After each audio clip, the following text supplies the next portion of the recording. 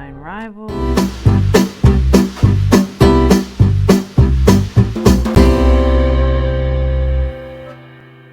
So I'm really excited about this one. I saw this written in here and I'm very curious that she mentions for someone, I'm not going to butcher that name, who read this book as I wrote it, who convinced me to add Roman's point of view, and who occasionally lets me get away with things. P.S. I'm talking about chapter 34. So very curious to see what chapter 34 is. Emily Dickinson, Write Me of Hope and Love and Hearts That Endured. And going with book on, world off, bookmark. I wanted to do a video because I was thinking about something as I started to read today and it was making me laugh, and I thought it would be something that I could record for this vlog. So I'm not even very far. I'm seriously like 2 chapters into this. But at the beginning, you learn of a god's war between 2 specific gods. And the one, the way the name of it, this god was spelled, I was saying it a certain way in my head, but something just occurred to me and I looked it up just to see if there was like a pronunciation, because I didn't think I was saying it correctly. And the pronunciation was Dacre. And in my head, I was saying Dacre. So it's spelled D-A-C-R-E. So I'm assuming the correct pronunciation is Dacre, but it reminded me, the reason why I wanted to do this video is it reminded me when I was reading Harry Potter, and I read it in my 20s, and the way I was saying Hermione's name in my head was Hermione. And I was thinking of her name like that for the longest time, like through several books, and I didn't necessarily hear that name pronounced out loud. And then somewhere along the line, someone said Hermione, and it made me think about it differently after that. And I thought, oh, I wasn't pronouncing it the right way. I was like, oh. I thought I would just jump on and do a video about that because I thought it was funny. I hope I get a chance to read more today. I don't feel like I had the best couple of days with reading time, and today already I was out doing a bunch of errands, getting my new glasses, and I have to go get my nails done because I get the gel dip powder. It's dip powder, not gel. And after a while it just starts, it lasts about 3 weeks and it's starting to come off and driving me crazy. So I'm gonna go do that and read a little before I leave, and hopefully read more tonight because I want to read it. Hey guys, so I've just been super busy lately. I'm actually out running errands right now, but I wanted to just check in. I started reading Divinerivals.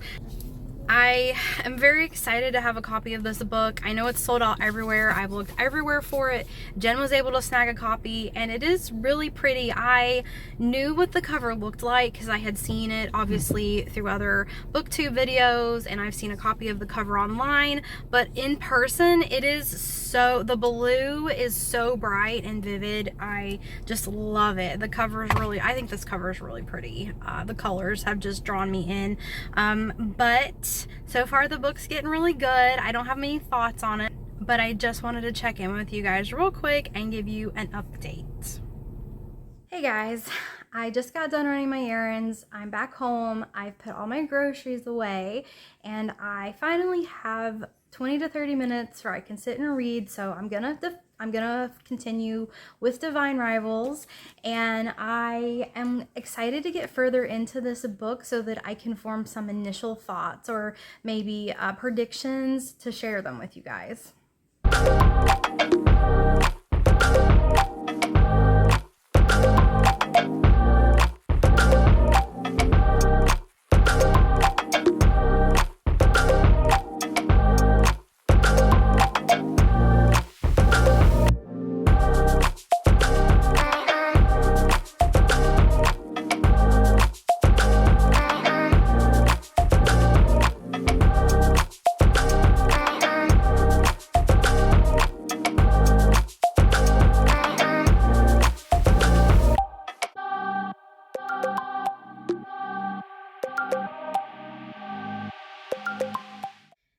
guys, I have an update for you.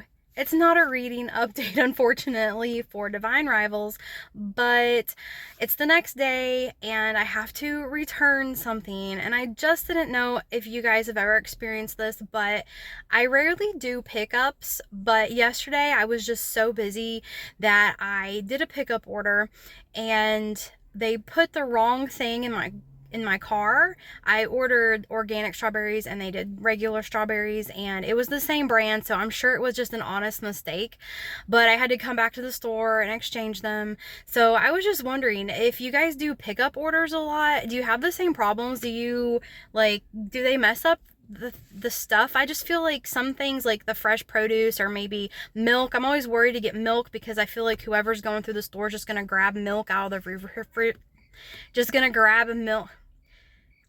I'm always worried that whoever is just going through the store picking your groceries is just going to grab a milk out of their refrigerator, and then it's going to be like 2 days from expiring or something. So let me know. I might do it more often because it was really nice, and I feel like it's a good way to maybe not spend mindlessly. So like when you're going through the stores, I always tend to see like, ooh, I like this and grab it, or ooh, I need this and grab that, and I buy things that I don't necessarily need right away.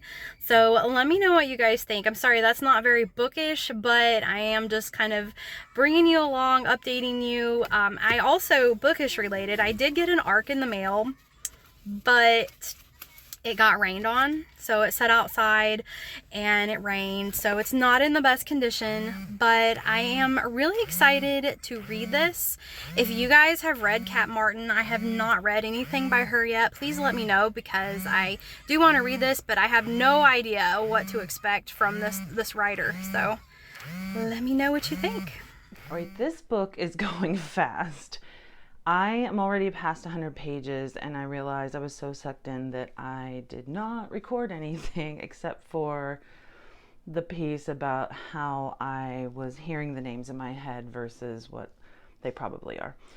So I wanted to record some because a lot has happened and I'm like completely sucked into this story. I'm not gonna say everything because there are kind of spoilers I would want to say. There are things I would think people would want to read themselves before really knowing. But here's the basis of what has been happening. So Iris, her brother has gone to the war, and the war is two gods fighting. And this is the part that really reminds me actually of Touch of Darkness because it has so much mythology to it. So these two gods remind me a lot of Persephone and Hades. So one god is Dacre, the one I was hearing differently in my head. So Dacre is kind of like the Hades character because he is below the surface. They don't really call it hell or anything like that, but call them underlings. And then there's the Skywards, and that's Enva, and that's who spoke to, is how I want to say they described it, spoke to Iris's brother, Forrest, and he went to fight. And Iris is really upset about that. She doesn't want her brother to go. And she is a reporter for newspaper, which that part is reminding me of Persephone, even though Iris isn't the Persephone character. Anyway, so she's at this newspaper writing, but who owns the newspaper doesn't really want to talk about the war. They want to kind of avoid it, ignore it, because they feel the war isn't going to come to them. But it also feels like they are Dacre's sympathists, or, you know, on Dacre's side. So Iris is vying for this position, and that's where the enemies to lovers, well, I think they're going to end up lovers, trope comes in, because their competition is a guy named Roman. And there's a lot of, not tension so much, but you can tell that they're attracted to each other, but kind of avoiding it. And they kind of spar, and they're vying for this position. So I like a lot of their banter so far. And another part that I don't think is a spoiler that I feel like is really have read.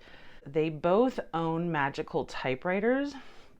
And Iris at first writes messages to Forrest, her brother. And I don't know if I think she's just desperate to really talk to him. I don't know how much she really thought this would work, but she types out letters to him and puts them through the wardrobe, because a way a lot of the houses work, there's magic through them, because when they buried gods long ago, some of that magic ends up coming up through the house. I hope I'm explaining that so that you guys understand. So she puts this letter through the wardrobe, and instead of it going to Forrest, it goes to Roman. Now, she doesn't know this, and based on all the letters that she types, Roman figures out who it is because of just how she wrote it. He knows it's her. So he doesn't say that it's him, and they write letters back and forth, which I think is kind of cool. It's a really interesting plot device or way they're doing the story that I've never read before, and I actually think it's really cool. So she quits, and she decides she wants to basically go find her brother, but she wants to be a reporter reporting from the front lines. I think it's not just to find her brother. I think she really wants to report what's really happening. Iris does figure out that the typewriter is magic, and that's why it's connected to the typewriter that this mysterious person is writing her back. She hasn't figured it out. I can't tell if that's something they're gonna have happen in this story yet. So we'll see if that changes things, if she'll be happy that it's Roman. She does think of Roman, but it's like she doesn't allow herself to think of him, but she keeps kind of fantasizing about who this person that she is writing these magical letters with. So she imagines meeting them, and then she is off on her adventure to go to the front lines of the war. So hopefully I'll get a chance to do more videos, because I'm getting so sucked into this that it's hard for me to stop and record, because I just want to keep going. It's really good. I know a lot of people have been comparing this to Fourth Wing, I think because of the magic pieces and the war. And I do see similarities. Like I said, I also saw similarities with Touch of Darkness. I love the mythology piece, just like I loved mythology with Touch of Darkness. But it does feel very different too. And I really love the writing. And so far, I almost feel like I'm enjoying this more than Fourth Wing. I'm trying not to compare it, but it's hard when that's the last one I compare. And I don't typically read fantasy, as I've said before, but this is YA, so it's not going to have any of the spicy of Fourth Wing, which I don't feel like was that much anyway in Fourth Wing. So I don't know why I don't typically read YA. There just hasn't been many that have appealed to me, but so many people were talking about this, it got me interested. I am definitely sucked in, so let's see what happens next.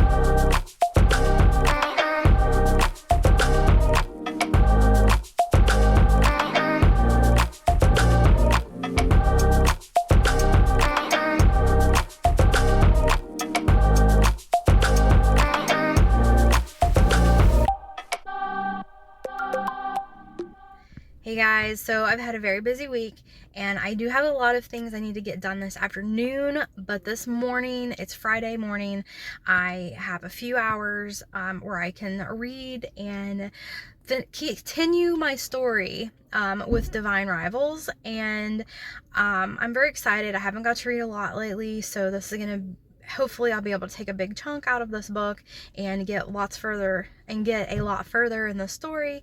So right now I'm getting some gas, and I have to run into the store and grab one thing real quick, and then I'm gonna find somewhere where I can sit, maybe drink some coffee, get cozy, and read. Okay, so I am at Sam's Club picking up a couple of things very quickly, and they do have books here, so I thought I would show you guys some of the books. They are new books, but less cost less than you could buy at like a regular bookstore. So I just thought I'd show you guys, if you are a Sam's Club member and you see a book that you like, you can probably get a better deal on it here. So let me show you what they got. Lots of Colleen Hoover books. And the only Colleen Hoover book that I have read is Verity. And you can get a paperback version of Verity here for about $11. They tend to have, you know, more of your mainstream books here. This book, The It Girl by Ruth Ware, it's my first Ruth Ware book, and I'm listening to the audiobook right now, but I'm really not into it. I don't know if it's just me or if I'm just not that into the story, but they have that. Here's The Housemaid's Secret by one of my favorite authors, Frida McFadden, and you can get that for the low price of $8.68. Wow.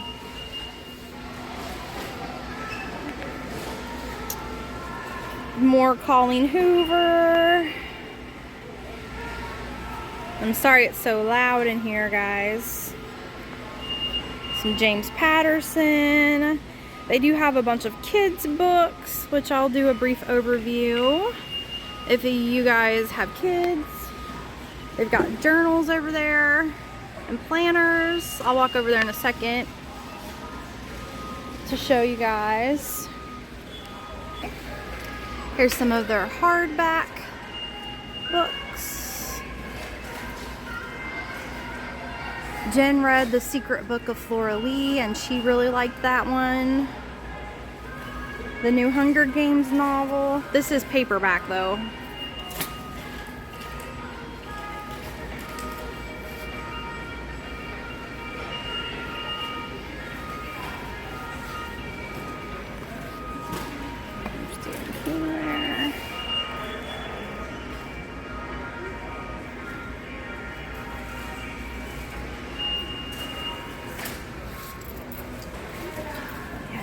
The Only One Left by Riley Sager, which is a recommend from me and Jen.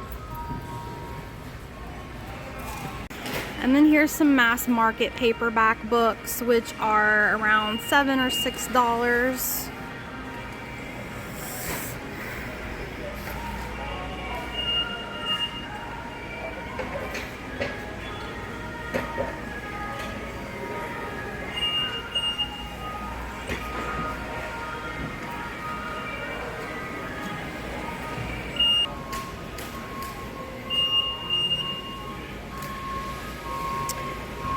So, some cookbooks. Here's some cute classics.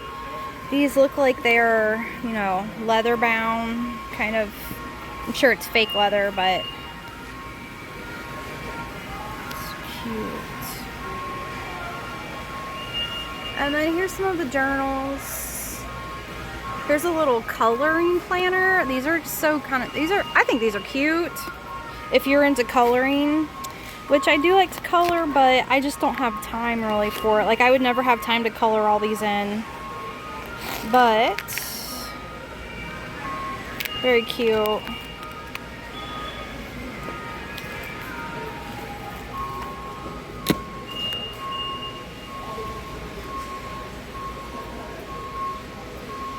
So yeah, here is the book selection at your Sam's Club.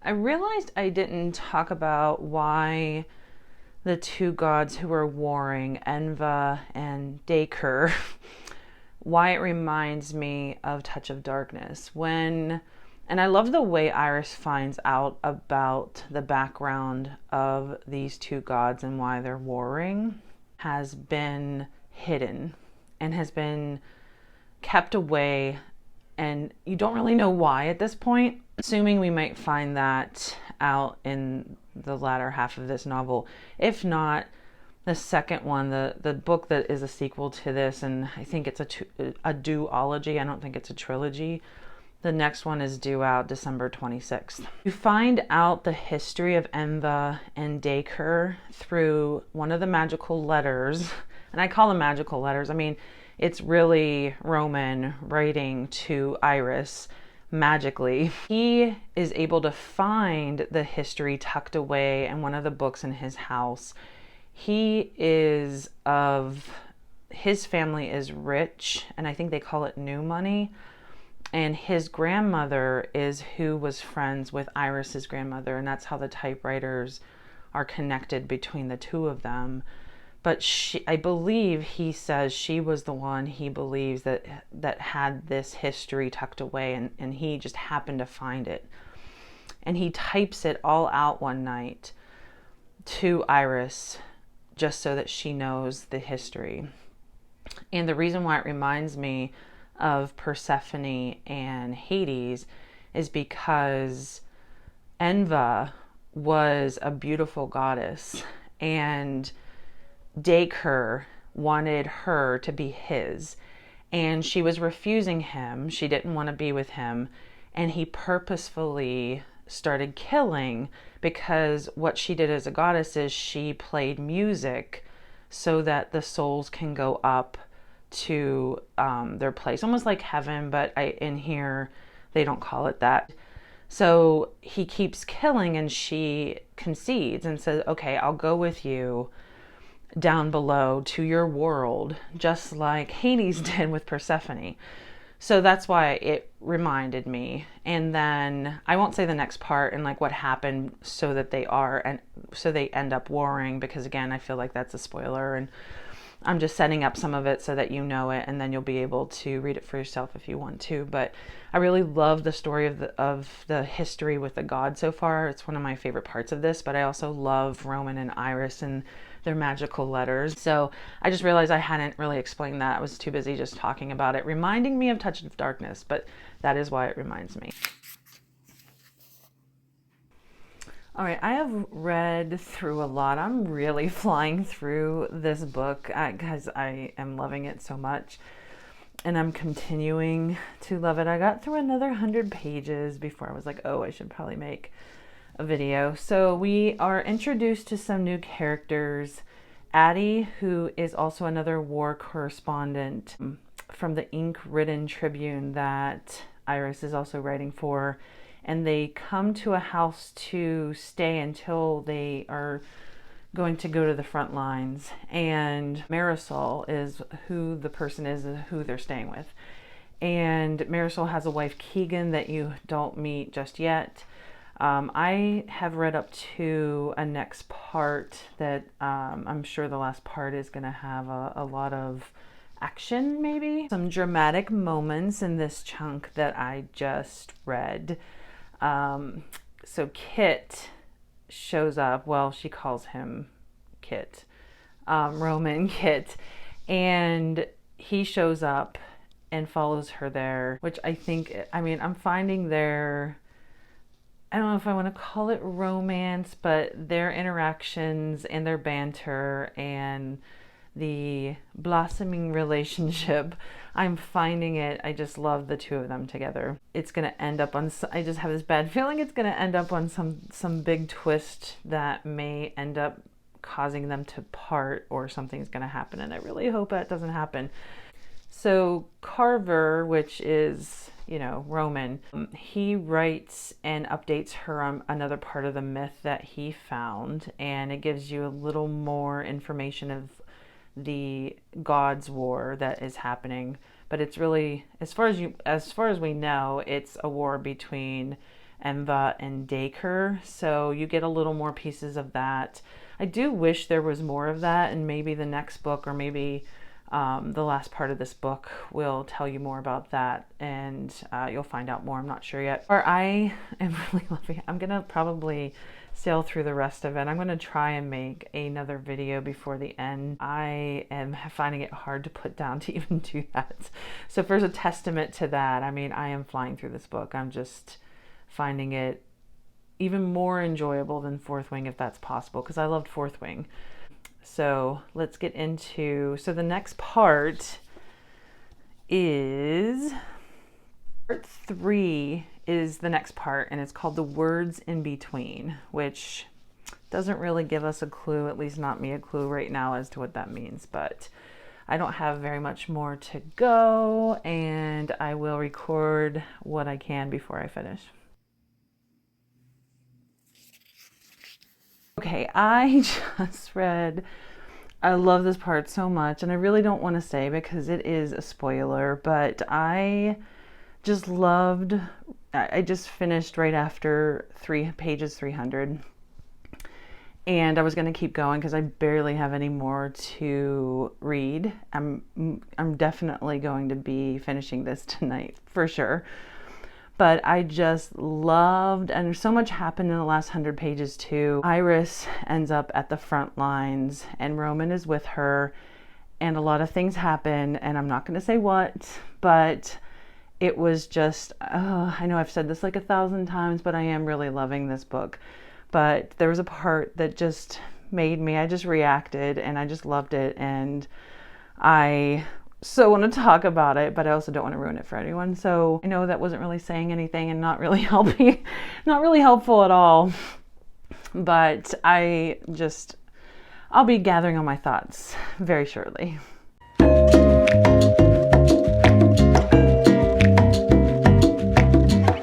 I just stopped at Starbucks because it's a gorgeous day, and I got this gorgeous drink, brown sugar shaken espresso. I'm going to have to shake it up myself because there's no milk at the top. Anyway, it is so gorgeous outside. It feels like fall. It feels magical. And speaking of magic, I finished Divinerivals, and I've been sitting on it for 2 days because I wanted to film at the very end since some major things happen. And I also wanted to find a way to talk about it without giving spoilers. But I don't think I'm going to be able to. And that is your cue, I guess, to move along or fast forward if you don't want spoilers. So I ended up being very angry about the ending, and not like, oh, I hate the book now, angry.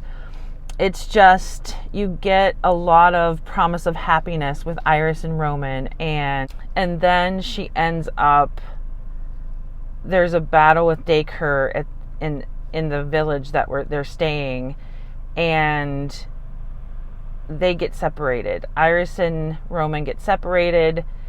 The book ends on them not being together, and I don't mean separated like, oh, they broke up. I mean separated physically because a battle kind of happens, and someone grabs Iris, and you don't know who it is.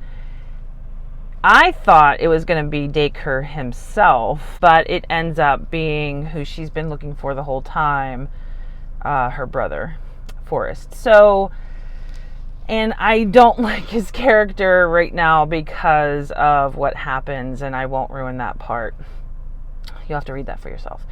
So I'm going to put more of my thoughts together, and I will wrap it up.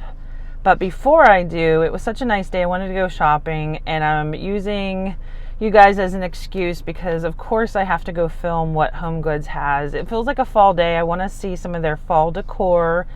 And I just texted with my friend Tracy last night, who happens to work at Home Goods, not the one I'm going to, but I really want to go there, and I feel like it'd be fun to film some of the cool stuff that they have. So come along and be my excuse for some shopping.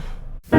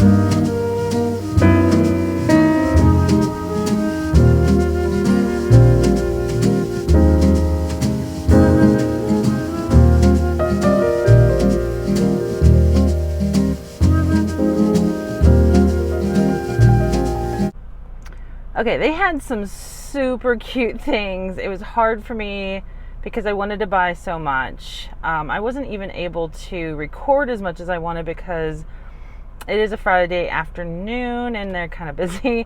But I did buy a couple things that I will just show when I get home. I didn't buy a lot. I only spent $40, which I think is not that much. So I also, that checkout line is like a mile long. And it's so tempting the whole way. And I only picked up one thing, so I'm really proud of myself. And it wasn't even for me. It was a gift for my friend Kristen. So I'm going to get home, get this stuff into the house, and then I will record my thoughts on Divinerivals.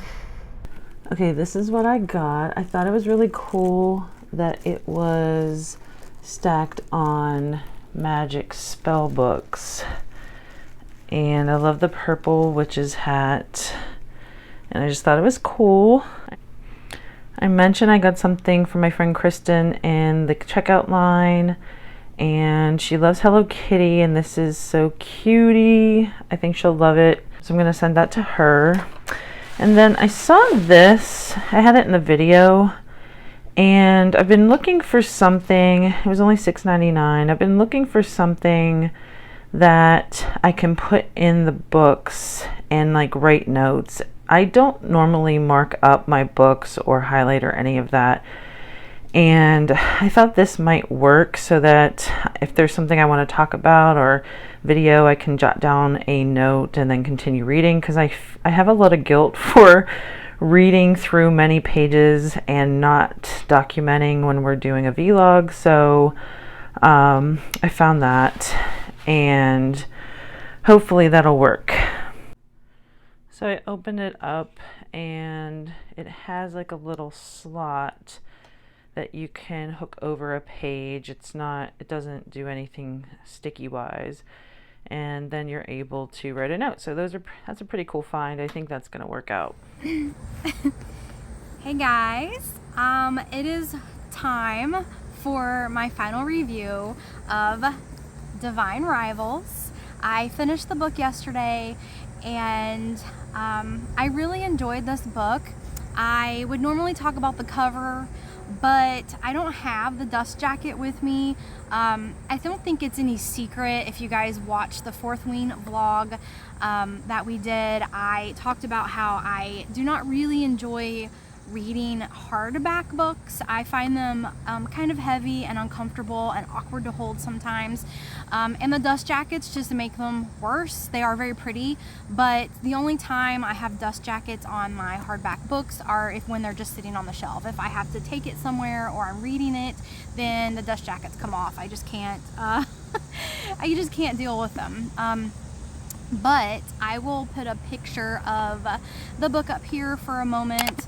The cover is very simple and plain, but there's this bright pop of blue, and I knew what the cover looked like before I got the book, but I did not realize how intense the blue was on the cover.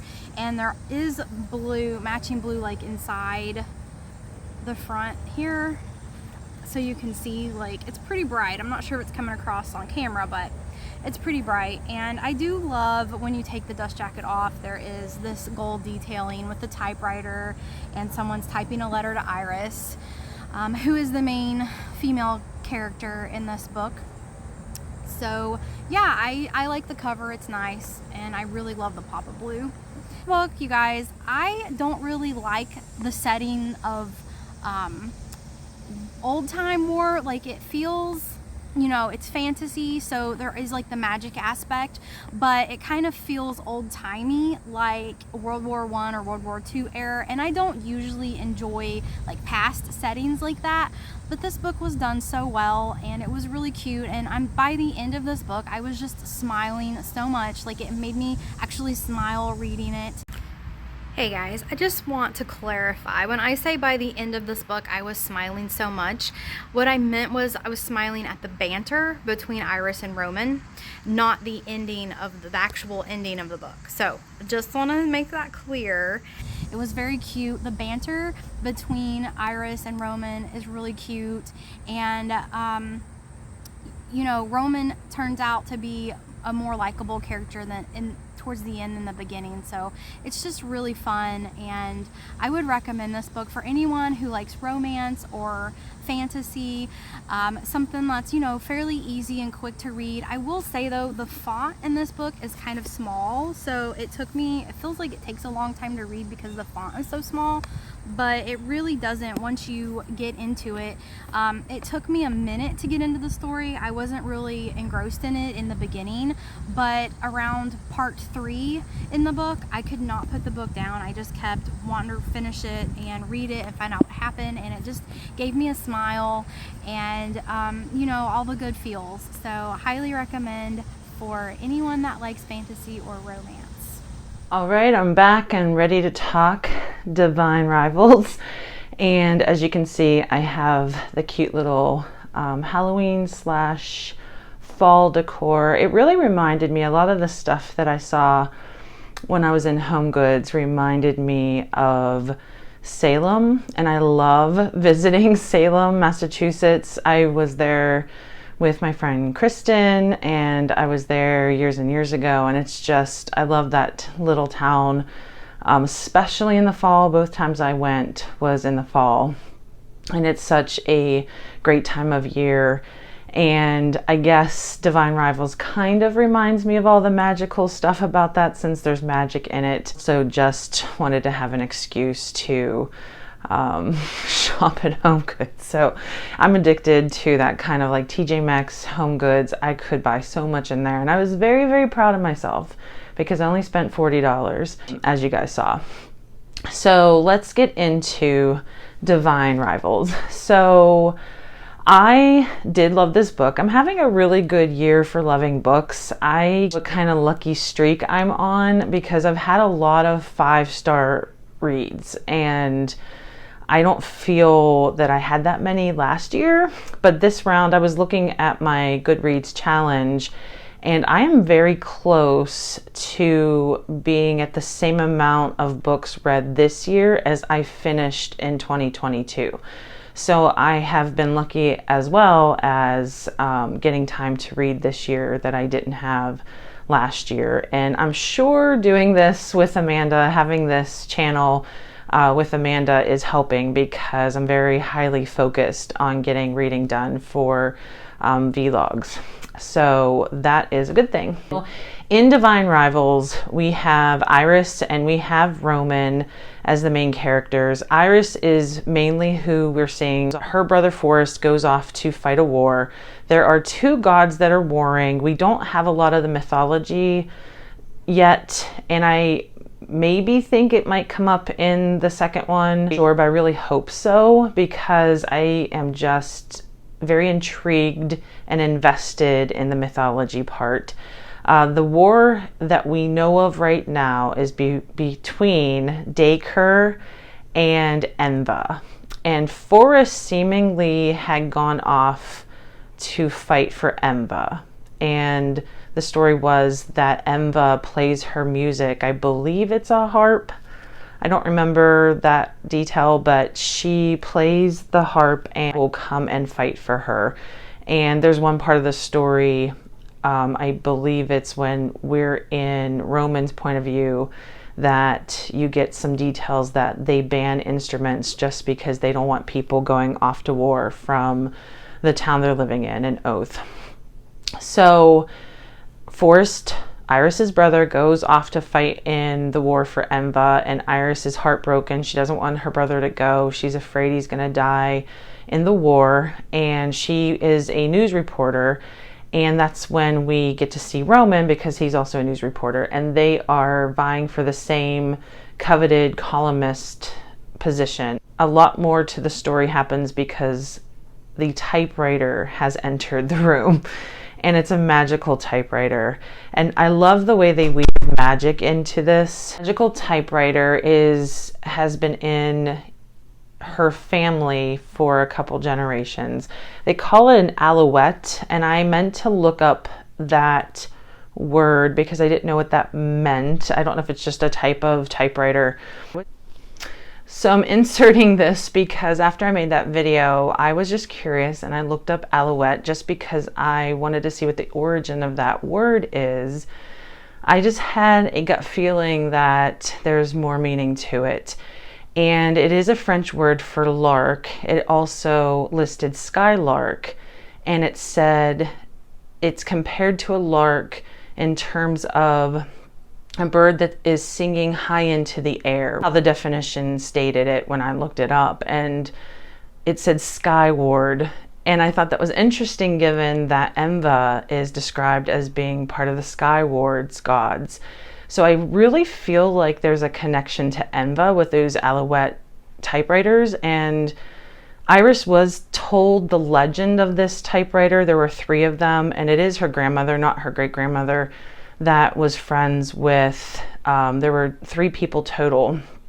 And it was a, I forget the name of the woman. It was a young girl who was really sick, and her father got her these magical typewriters so that she can communicate with her 2 friends.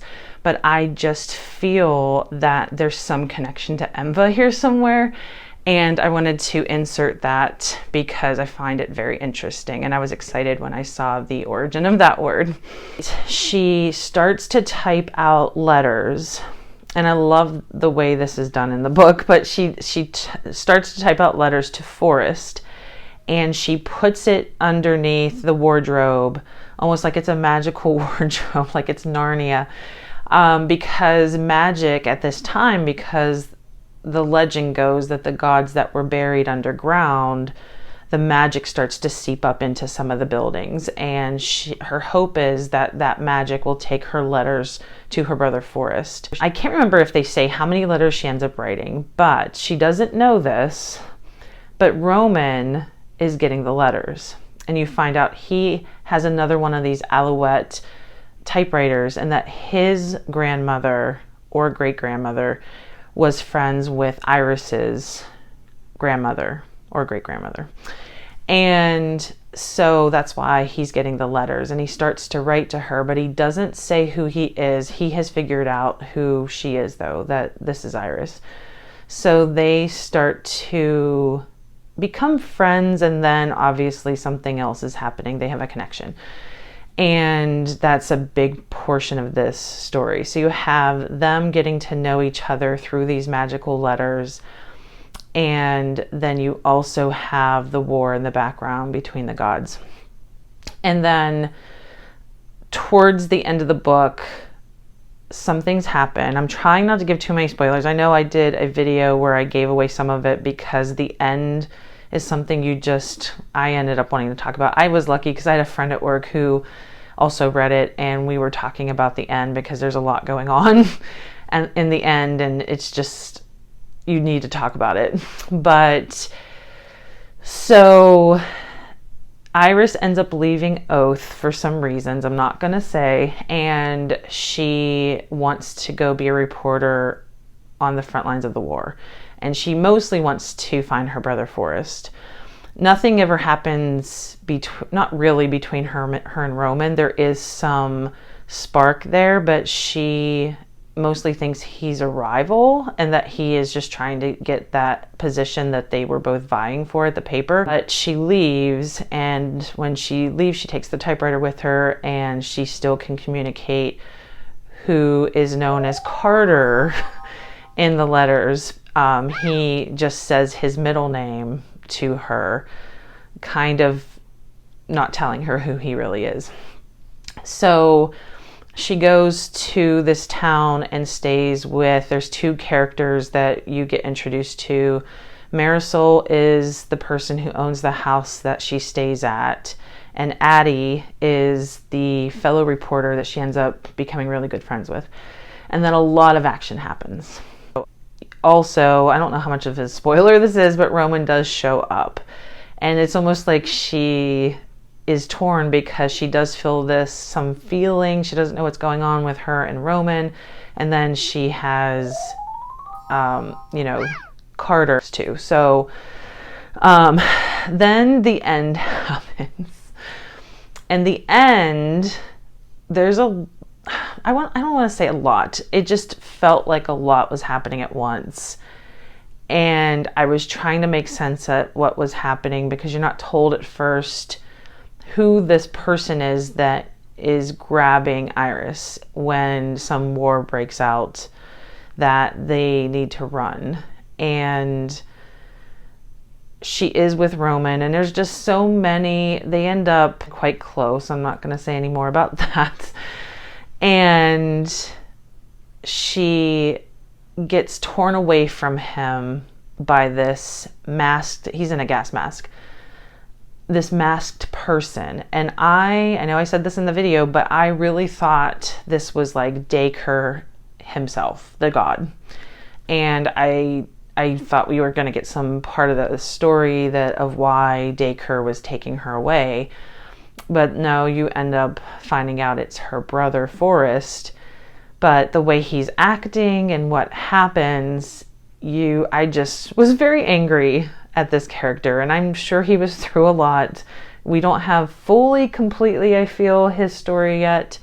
Maybe we'll, hear more of that in the follow-up to this, which comes out the day after Christmas. But it was originally, I thought it was going to have a huge cliffhanger like Fourth Wing. I'm trying hard not to compare the two, but I don't feel it was necessarily the same kind of cliffhanger. But you are wondering a lot of things at the conclusion, and I feel there was a little more hope, maybe. I felt maybe at the end of Fourth Wing. I don't feel that, I don't know, I could be forgetting something about Fourth Wing because I just remembered something else about Fourth Wing at the end. I thought, well, maybe not so much hope. I don't know. My memory said that it felt things were a little more on the positive side, and I didn't feel that. Like, I was like, oh no, at the end of this one. So I enjoyed it. Of course, I gave it 5 stars. I absolutely loved it, and I'm starting to feel like, okay, am I just loving everything I read right now? I mean, I didn't like the Rachel incident, I guess, and there are a couple other books that weren't as great, but it just seems kind of strange that I have so many 5-star reads. I don't feel like I typically give books 5 stars, so I'm just in a really great groove right now. I would highly, highly, highly recommend this book to anyone who had read Fourth Wing or really likes the fantasy elements or enemies to lovers trope. I feel this is just very well written, and I just wanted more, though. I wanted more of the mythology and the gods, and maybe it's just a huge build up for the second book, which I very much want to read. So I loved it. Can't wait until the next one, and I'm sure we're going to do the next one when it comes out at the end of the year, so stay tuned for that. Leave your comments if you've read this, or if you've read this in Fourth Wing and what your thoughts are on it, or what you think was going to happen in Divinerivals. I would love to hear what people think. See you next time.